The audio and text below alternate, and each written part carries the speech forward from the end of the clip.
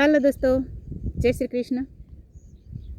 એક એવી દીકરી જે પહેલાં પોતાના પપ્પાને ઘર છોડે છે, પછી પોતાના પ્રેમીનું ઘર છોડે છે, અને પછી એના પતિને પણ તર છોડે છે. કેવી દીકરી હશે? હાલો તો આજે એ દીકરી વિશે વાત કરીએ, જેથી આ વાતમાંથી ઘણી દીકરીઓને અને ઘણા મા બાપને થોડીક જાણકારી મળશે. આમાંથી 18 વર્ષની દીકરી છે. મા બાપ ભણાવે ગણાવે છે, મોટી કરે છે, સમજણી કરે છે, અને મા બાપ જ્યારે દીકરીના લગ્નની વાત કરે છે ને, તો એના પ્રેમી હારે ભાગી જાય છે. પ્રેમી હારે ભાગી ગયા પછી પ્રેમીના ઘરે 1-2 વર્ષ રોકાય છે. એના ઘરે એક સુંદર મસ્ત બાળકનો જન્મ થાય છે. પછી એના પ્રેમીના ઘરે કંઈક ગમે એને તકલીફ પડે છે, એટલે એના પ્રેમીનું ઘર છોડી દે છે. પપ્પાના ઘરે જવાય એમ નથી, કારણ કે લવ મેરેજ કરે છે પપ્પાના વિરુદ્ધમાં, એટલે પપ્પાના ઘરે જવાય એમ નથી. તો એના છોકરાને લઈને પોતે એક નાની એવી નોકરી કરે છે આંગણવાડીમાં, એટલે એના નાના એવા બાળકને લઈ અને એના પ્રેમીનું ઘર છોડી દે છે અને અલગ રહે છે. પોતે પગભર હતી, એટલે પોતાનો એવો પગાર આવતો હતો, એટલે મા દીકરાનું ગુજરાન ચલાવી લેતી હતી શાંતિથી. પછી ગામમાં જે ભાડે રહેતી હતી ત્યાં એને ઘણા લોકો એવા હોય તો ખરા ને, એને પૂછ્યું કે બેન તું એકલી જ છો? તો કે હા. તો કે આન પપ્પા? તો કે મેં લવ મેરેજ કર્યા હતા, એટલે કે મેં ત્યાં મારે હરખું ન આવ્યું, એટલે મેં એને છોડી દીધો એના પપ્પાને. તો કે તો એક કામ કરી કે તું હજી નાની એવી જ છો, આટલી નાની ઉંમરમાં તારી આખી જિંદગી નહીં જાય. આ બાળકને લઈને તું આખી જિંદગી એકલી નહીં જીવી શકે, એટલે એક કામ કરી કે તારા પપ્પાનો નંબર આપ, અમે તારા પપ્પા હારે વાત કરવી, અને તું તારા પપ્પાને ઘેરે વહી જા. તો એ કે ના ના, પપ્પાને ઘેરે જવાય એમ નથી. તો કે તું અમને ફોન તો આપ, નંબર તો આપી, કે અમે વાત કરીશું. તો પાડોશી લોકો છે એ એના પપ્પાને ફોન કરે છે કે ભાઈ તમારી દીકરી અહીંયા આવી રીતના એકલી હાલતમાં રહેશે, એના બાળકને લઈને અહીંયા એકલી રહેશે, તો તમે લોકો એને તેડી જાઓ.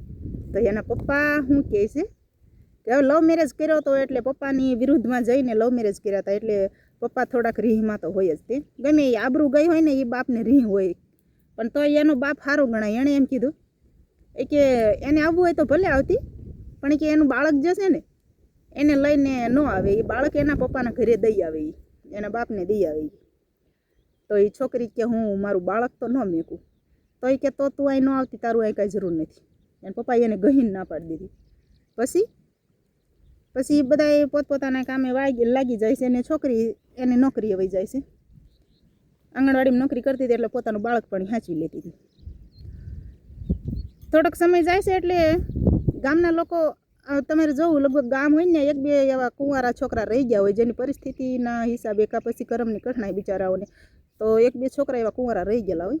તો એમાં એક ભાઈનો એ ગામનો એક જુવાનડો માણસ, જેની ઉંમર થોડીક થઈ ગયેલી અને લગ્ન નહોતા થતા, એનાથી નાના ભાઈઓના લગ્ન થઈ ગયા હતા, પણ એ પહેલો પોતે છે એ કુંવારો હતો અને એના મા બાપ ભેગું રહેતો હતો.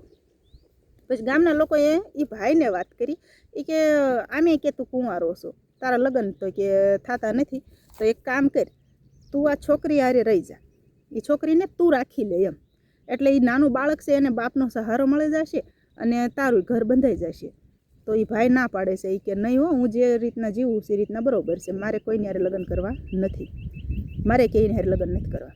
તો કે એમ ન કહે, એ કે તારા મા બાપ તો આજે છે ને કાલે નથી, તો એ કે તું આને સાચવી લે, તો એના બાળકને બાપનો સહારો મળી જશે, અને કે તારું હાજો માંદો થાયશ તો તને એક જાતનું સેવા કરનાર વ્યક્તિ મળી જાય, અને કે બાય માણા હોય ઘરે તો સારું એમ.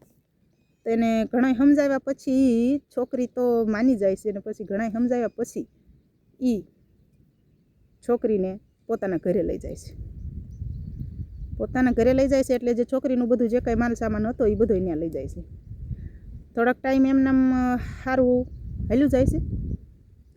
એ ભાઈ પોતે છે એ પેઇન્ટિંગનું કામ કરે છે, કલર કામ કરે છે. તો ભાઈ રોજે સવારમાં જાગી અને કલર કામ કરવા જતા રહે છે, અને થોડોક સમય વીત્યા પછી એ કામ કરી અને ઘરે આવે છે એટલે આ જે લવ મેરેજવાળી છોકરી હતી એણે એને ફરિયાદ કરી કે આપણે નોખું થઈ જવું છે, અલગ થઈ જવું છે, આપણે આ ઘરમાં ભેગું રહેવું નથી. તો કે કેમ?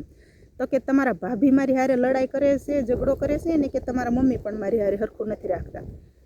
તો ઓલા પહેલાને એમ કે ભાઈ કાંઈ વાંધો નહીં, જો આનું આ હરખી રીતના રહેતી હોય તો કે વાંધો નહીં, આપણે હાલ નોખા થઈ જાય. તો પછી પોતાનો જે કાંઈ સામાન હતો એ લઈ અને એ છોકરી લવ મેરેજવાળી અને આ ભઈલો બે નોખા થઈ જાય છે.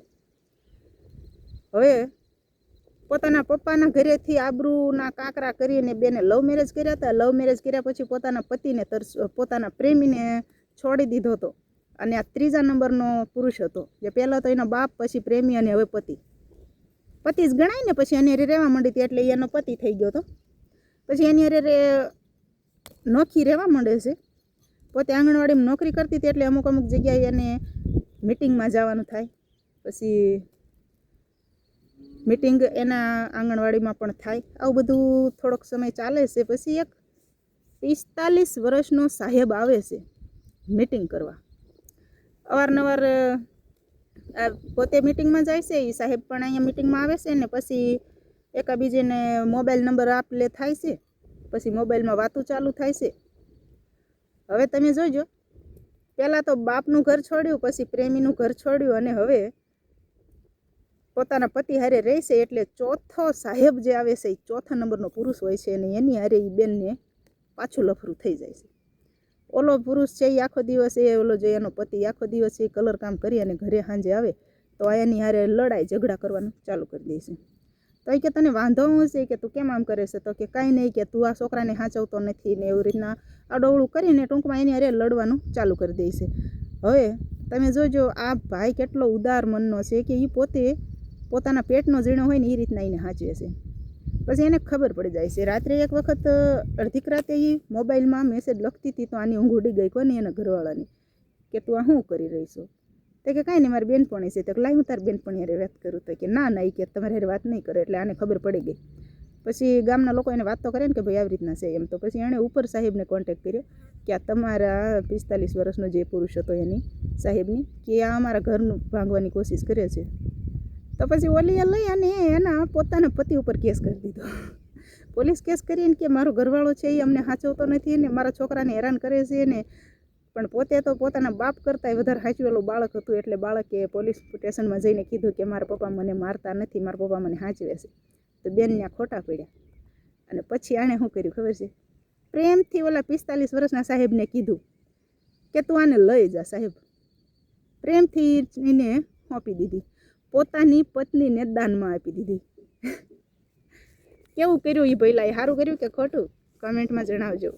જે પોતાના બાપની ન થઈ, પોતાના પ્રેમીની ન થઈ, પોતાના પતિની ન થઈને ચોથી વખત સાહેબ પાસે ગઈ છે તે હું અહીંયા ટકીને રહેશે કે પાંચમો પુરુષ પણ ગોતશે.